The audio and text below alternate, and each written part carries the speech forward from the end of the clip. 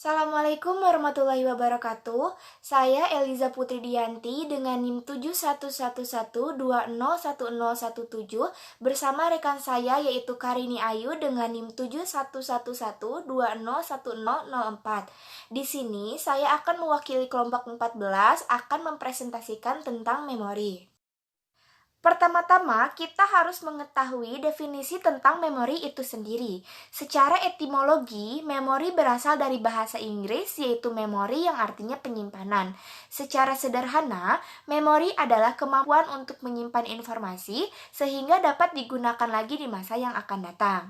Manusia dapat menyimpan informasi yang diterima melalui panca inderanya, yang kemudian akan diubah bentuknya sehingga dapat disimpan ke dalam otak. Kemudian, ada tokoh yang mempelopori penelitian tentang memori, yaitu Hermann Ebbinghaus.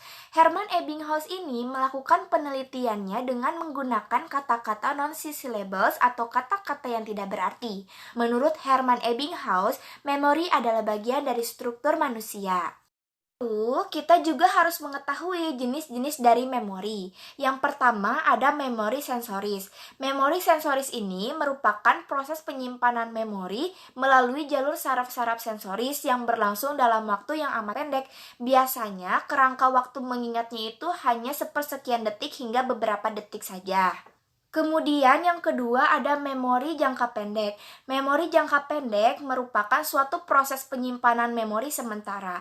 Memori jangka pendek ini disebut juga working memory karena informasi yang disimpan itu hanya dipertahankan selama informasi itu masih dibutuhkan.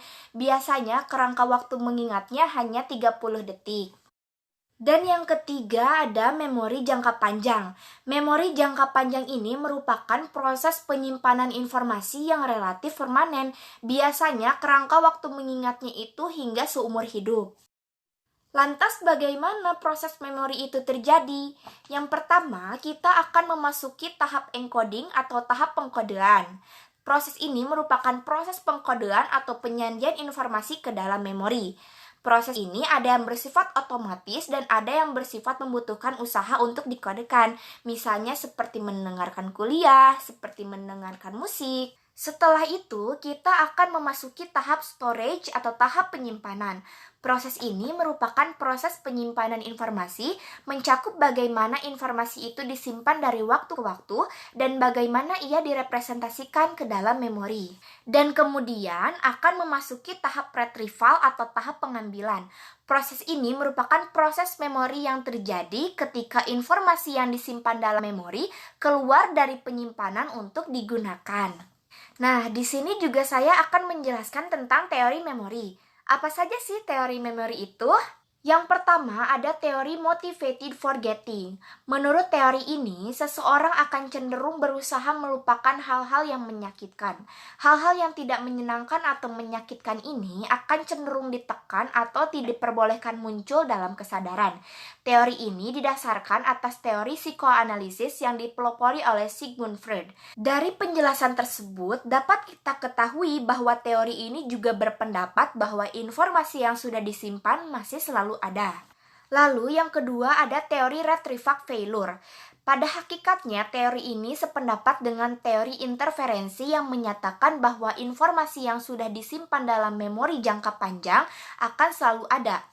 Tetapi terkadang terdapat kegagalan untuk mengingat kembali yang disebabkan karena tidak adanya petunjuk yang mencukupi. Dengan demikian, apabila syarat tersebut dipenuhi atau disajikan dengan petunjuk yang tepat, maka informasi tersebut pasti dapat ditelusuri dan dapat diingat kembali. Dan yang ketiga ada teori lupa karena sebab-sebab fisiologis. Para peneliti sependapat bahwa setiap penyimpanan akan diiringi berbagai perubahan fisik di otak. Gangguan fisik di otak ini disebut dengan engram. Gangguan pada engram akan mengakibatkan amnesia atau lupa ingatan. Jika yang dilupakan merupakan informasi-informasi yang sudah disimpan beberapa waktu yang lalu, maka yang mengalami hal tersebut dikatakan menderita amnesia antegrad. Dan yang terakhir, bagaimana memori ini sangat berpengaruh bagi masa depan kita? Seperti yang sudah kita ketahui, memori merupakan kemampuan yang dimiliki manusia untuk mengingat dan menyimpan suatu kejadian atau pengalaman hidup di dalam otak kita. Manusia melakukan proses mengingat dan menyimpan informasi dalam kehidupan sehari-harinya, yang kemudian pada saat memori disimpan, maka akan menjadi dasar dari perilaku atau sikap manusia. Maka dari itu, memori ini sangat berpengaruh dalam menentukan masa depan dari individu itu sendiri, karena berkaitan dengan perilaku atau sikap yang dimunculkan. Sekian yang dapat saya sampaikan mengenai memori. Terima kasih atas perhatiannya. Wassalamualaikum warahmatullahi wabarakatuh.